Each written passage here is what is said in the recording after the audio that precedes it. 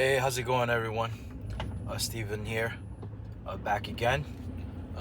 Got a fresh haircut, so I couldn't let it go to waste and had to make sure I record a video today. I'm just kidding, just kidding. um, I'm driving over to a client's house, and I was thinking, all right, what should I mention today? And I said to myself, well, why not discuss what I'm actually thinking about? And something that I actually think about pretty often, which is making sure that I'm managing my time wisely. Like, sometimes we tend to have tunnel vision, and unfortunately, as a business owner, when you're the one leading, you can't afford to have tunnel vision. You have to be very flexible, and also you need to be able to multitask. Hence the reason why we're crossing a cemetery, so I always do that. But hence the reason why we're integrating so much technology and trying to automate things, because it can be a handful. And so, but in the meantime, you have to be wise in regards to how you're allocating your time, because time is your more scarce resource, right? And so using that time wisely is imperative, because what I notice I catch myself doing is I need to be more disciplined in regards to how I spend my time. And I don't mean as in I'm not disciplined where I'm just like playing PlayStation or just hanging out. No, it's more of like I'm spending too much time coding, too much working on our back end. But what areas of the back end, which is usually the tech part, and you tend to overlook other administrative tasks that need to be taken care of. For example, your finances, your accounting, your sales. I'm in charge of our sales, and so I forgot the name of the founder of Twitter. Oh my God!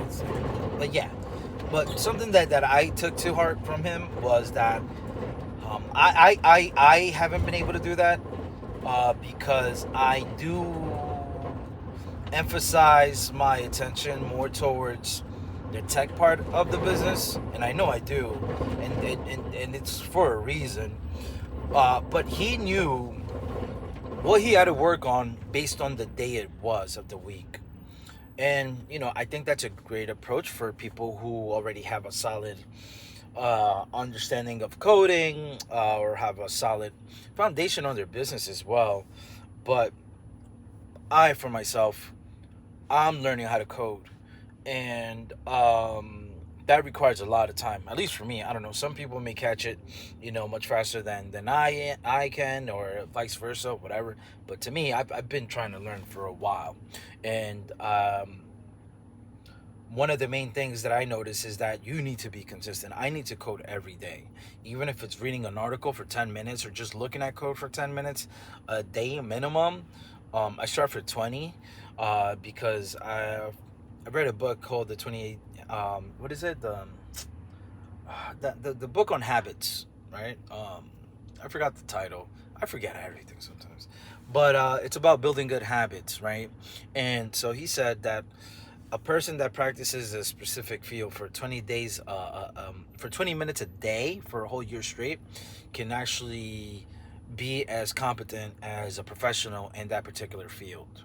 So I strive to do my 20 minutes every day on something related to technology or coding or AI, whatever it may be, whether I'm watching a YouTube channel.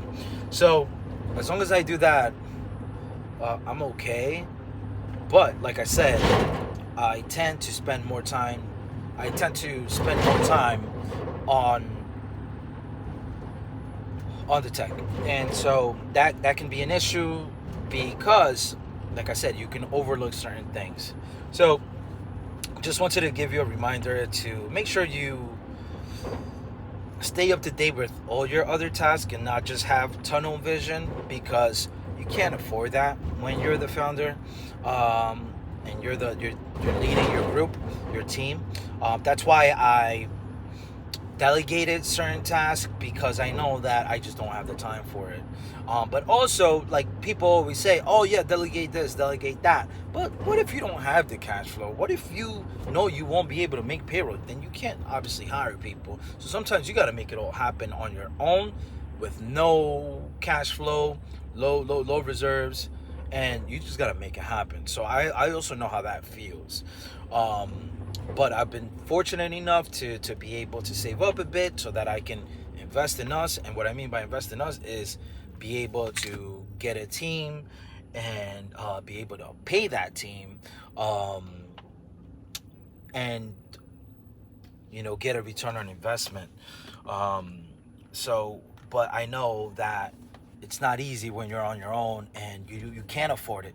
So many people say, oh, delegate this, delegate that, don't do the work yourself. Well, not everyone is in a position where they can just delegate stuff because they can't afford it. And I would love to discuss more about how I went about that and how I got out of that. But it is an obstacle, very big obstacle. But that's why I say that you have to be able to multitask and just be able to work on your time management skills, and just make sure that you set up a reminder, or have you need to have a schedule, and in that schedule you need to follow it. And I know that things are gonna make that schedule change. For example, like, I have an estimate right now. The estimate is an hour and 5 minutes away from my house.